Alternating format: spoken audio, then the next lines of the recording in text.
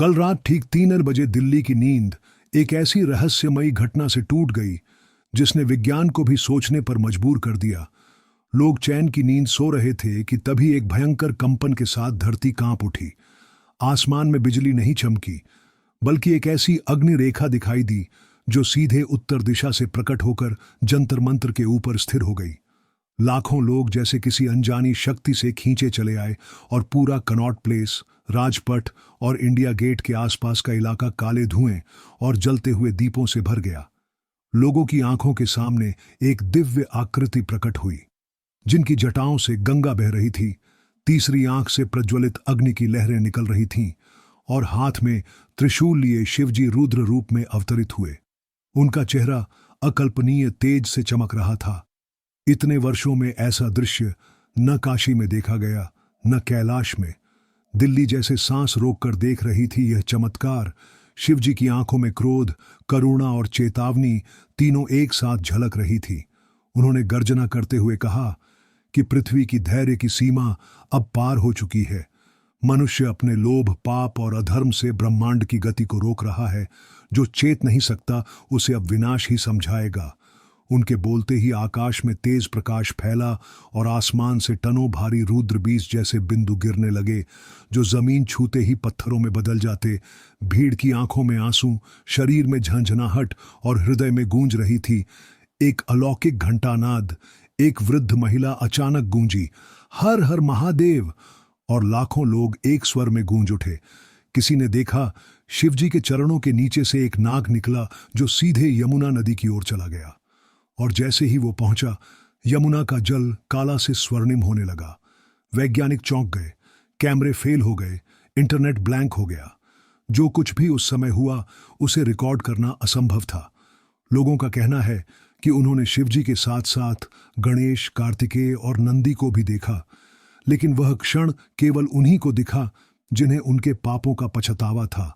अन्यथा वे या तो बेहोश हो गए या अंधे। दिल्ली की ऊंची इमारतों से कुछ व्यक्तियों ने दावा किया कि उन्होंने त्रिशूल की नोक पर जलता हुआ एक अनंत ब्रह्मांड देखा। कुछ वैज्ञानिकों का कहना है कि दिल्ली के नीचे पृथ्वी की परतों में अचानक शिवलिंग जैसा संरचना प्रकट हुआ, जो अब तक किसी सैटेलाइट या भूगर्भ जांच में नहीं मिला था।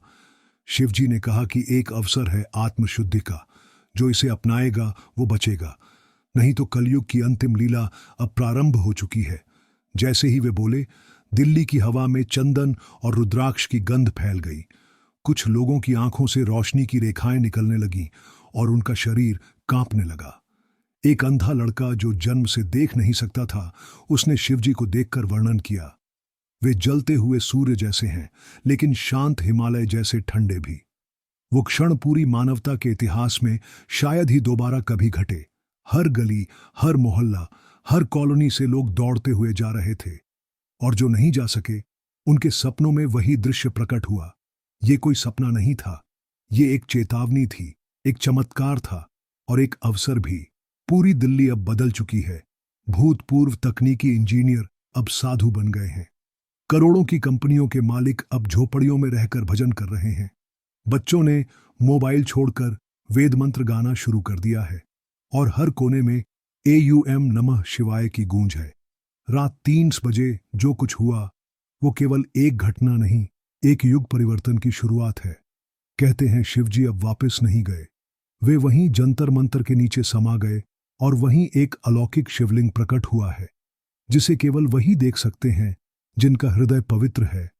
इस रहस्यमय घटना को न तो सरकार स्वीकार करती है, न मीडिया, लेकिन करोड़ों लोगों के अनुभव को नकारा नहीं जा सकता। अब रोज रात 3 बजे वहां हजारों दीपक जलते हैं बिना किसी हाथ के, और जब हवा चलती है तो कोई कहता है शिव शंभू की जय हो, और पूरा वातावरण कांप उठता है। यह केवल एक हादसा नहीं था, यह ब्रह्मांड का संदेश था। और अब संपूर्ण विश्व को चेतना होगी, नहीं तो आने वाला रुद्र तांडव केवल दिल्ली तक सीमित नहीं रहेगा। लेकिन यह तो बस आरंभ था, क्योंकि दिल्ली की उस रहस्यमयी रात के बाद जब सूरज निकला, उसकी रोशनी लाल नहीं, नीली थी, जैसे किसी दूसरे लोक से आ रही हो। लोग सोच रहे थे कि सब कुछ अब सामान्य हो गया, लेकिन अगले ही दिन रात के तीसरे पहर ठीक 3 बजे फिर से वही कंपन, वही अदृश्य घंटानाद और आकाश में दिखाई दी। एक त्रिशूल के आकार की उल्टी बिजली जो काल भैरव के समान गरजते हुए लाल काले बादलों के बीच से निकली और चांदनी चौक के ऊपर स्थिर हो गई। अब की बार केवल शिव ही नहीं, 8 रूपों में प्रकट हुए अष्टरुद्र, जिनमें से हर एक का तेज इतना प्रचंड था कि देखने वालों की आंखों से खून निकलने लगा। एक रुद्र की सांसों से आग की लपटें उठ रही थीं, दूसरे के नयन से सर्प निकलते जा रहे थे जो जाकर हवा में विलीन हो जाते। तीसरे रुद्र के स्वर में ऐसी कंपन थी कि साउथ दिल्ली की दर्जनों इमारतें झुक गईं और लोग जमीन पर गिरकर त्राहिमाम पुकारने लगे। तभी पुरानी दिल्ली के एक मंदिर से अचानक घंटे बजने लगे जो वर्षों से बंद पड़े थे, और एक बालक जिसकी उम्र मात्र 7 वर्ष थी, उसने संस्कृत में बोलना शुरू कर दिया। काल की गति को रोको, प्रभु की लीला प्रकट हो रही है। वैज्ञानिक, पुलिस, सेना सब स्तब्ध थे। कोई कुछ नहीं समझ पा रहा था। हर मोबाइल, हर टीवी, हर सैटेलाइट उसी एक मंत्र को प्रसारित करने लगा, एयूएम रुद्राय नमः। किसी ने टाइप नहीं किया, लेकिन सब जगह वही उभर रहा था। फिर आई तीसरी रात, जब एक साथ 7 रंगों की अग्नि आकाश से गिरी और सीधा अक्षरधाम के ऊपर मंडराने लगी, और उसके बीचों बीच प्रकट हुई एक दिव्य आकृति, शिव और शक्ति के सम्मिलित रूप, अर्धनारीश्वर, जिनकी आंखों में करुणा थी लेकिन होठों पर धड़कता हुआ प्रलय। उन्होंने कहा, मनुष्य ने प्रकृति को लूटा, देवत्व को भुलाया, और अब समय है पुनर्स्थापन का। तभी एक और अद्भुत घटना घटी। दिल्ली की हर नदी, नाला, तालाब, यहां तक कि सीवर के पानी से भी बिल्वपत्र की सुगंध आने लगी, और वह पानी नर्मदा जैसा पवित्र लगने लगा। वैज्ञानिकों ने जांच की और बताया कि पानी में कोई दिव्य परिवर्तन हुआ है। उसमें से जीवाणु नष्ट हो चुके हैं और उसके अणुओं में कंपन है जो शिव मंत्र के स्पंदन से मेल खाता है। लाखों श्रद्धालु जो केवल दर्शक थे अब साधक बन गए, और एक नई ऊर्जा का जन्म हुआ जिससे लोगों को भविष्य की घटनाएं स्वप्न में दिखने लगीं। किसी ने देखा कि दिल्ली के ऊपर एक विशाल नाग मंडरा रहा है और उसके फनों पर लिखा है महाप्रलय 33 दिन बाद। किसी ने देखा कि काली रात में 7 लोकों के द्वार एक साथ खुले हैं और सूक्ष्म आत्माएं प्रकट होकर पृथ्वी को घेर रही हैं। किसी ने शिवजी को देखा जो जलते हुए तांडव के साथ कालचक्र को उल्टा घुमा रहे हैं, यानी समय वापस जा रहा है। पिछले जन्मों के कर्म अब सामने आ रहे हैं। कई लोगों ने अपने पूर्वजों को देखा जो आकर कह रहे थे, शिव की शरण में जाओ, समय अब नहीं है। लेकिन तभी कुछ लोगों ने यह भी अनुभव किया कि उनके शरीर में अग्नि प्रकट हो रही है, बिना जले, केवल प्रकाश के रूप में, और वे बोलने लगे ऐसे मंत्र जो वे कभी जानते ही नहीं थे। दिल्ली की सीमाएं अब बंद हो गई हैं। अदृश्य रूप से कोई आ नहीं सकता, कोई जा नहीं सकता, और जो गया वह या तो स्मृति खो बैठा या जीवन। एक बड़ा व्यवसायी जो हवाई जहाज में दिल्ली छोड़ने की कोशिश कर रहा था, वह 3000 फीट ऊपर अचानक गायब हो गया। केवल एक रुद्राक्ष और राख से भरी सीट मिली। शिवजी का रौद्र रूप अब चेतावनी से अधिक दंड बन चुका था, और पृथ्वी के चारों दिशाओं में अब वह ऊर्जा फैलने लगी है जिससे न केवल भारत बल्कि संपूर्ण पृथ्वी का चुंबकीय क्षेत्र विचलित हो रहा है। वैज्ञानिकों के अनुसार पृथ्वी अब धीरे धीरे अपनी धुरी से हट रही है, और ये केवल एक देवीय शक्ति ही कर सकती है।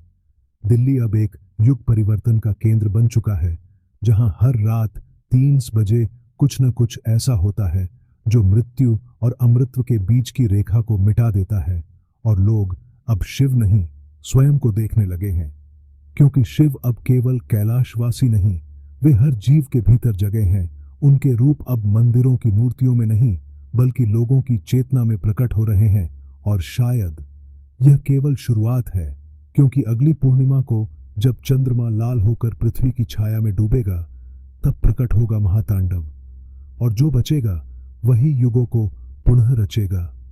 पूर्णिमा की रात आई, और वैसी लाल चांदनी किसी ने न पहले देखी न कल्पना की, जैसे चंद्रमा स्वयं रक्त से भीग गया हो। उस रात दिल्ली की सड़कों पर अजीब नर्तन हुआ।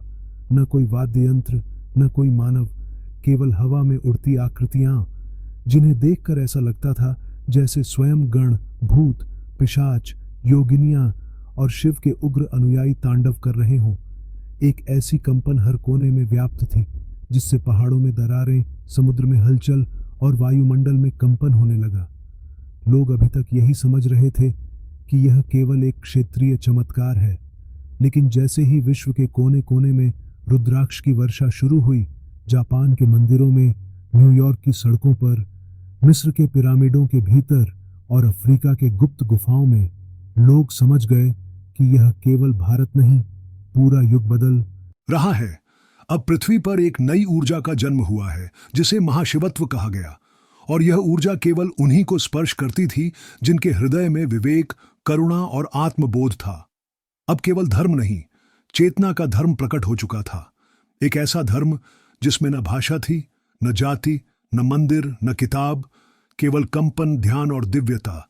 धीरे धीरे पुराने धर्मों के पुजारियों, पादरियों, मौलवियों और गुरुओं को सपनों में शिव का रूप प्रकट होने लगा, और उन्हें अपने अपने अनुयायियों से कहना पड़ा, अब समय है सब सीमाओं को त्याग कर केवल एक बिंदु पर ध्यान लगाने का, वह बिंदु जो हर हृदय में शिव स्वरूप है।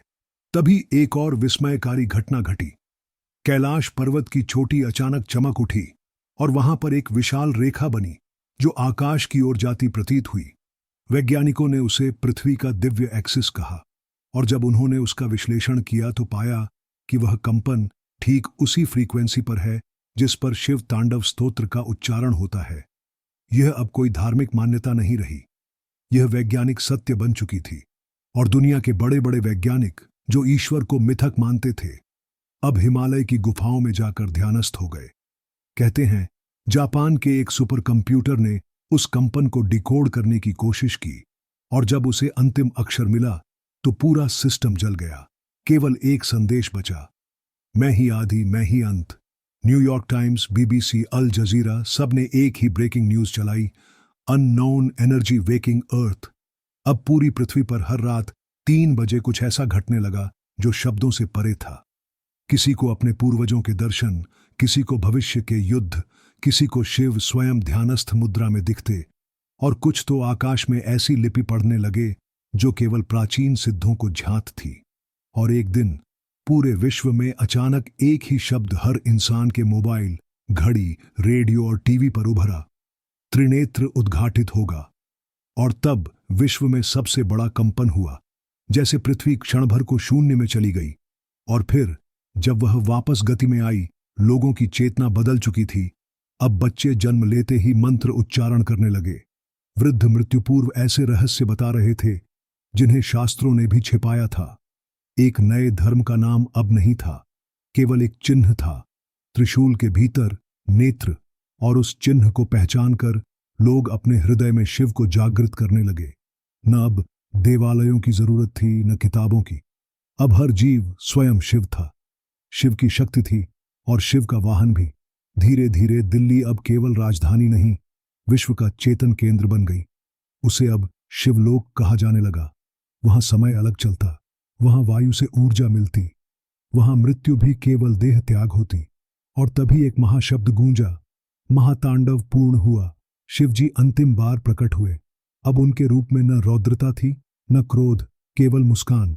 उन्होंने कहा, अब युग का अंत नहीं, पुनर्जन्म हुआ है।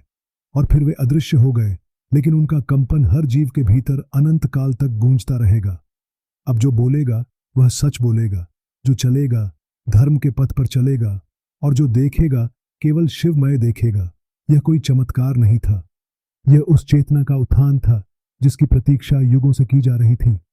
और अब यह पृथ्वी शिव की हो चुकी है, और शिव सबके भीतर जीवित है। और तब जब तांडव थम गया, शिव मुस्कुराए, न विनाश बचा, न अहंकार। हर आत्मा में शांति का दीप जल उठा, और पृथ्वी दिव्यता की नई सुबह में नहाई। अब कोई बाहर शिव को नहीं ढूंढता, क्योंकि हर हृदय स्वयं शिव स्वरूप बन चुका है। यही अंत नहीं, यही शिवत्व की अनंत शुरुआत है।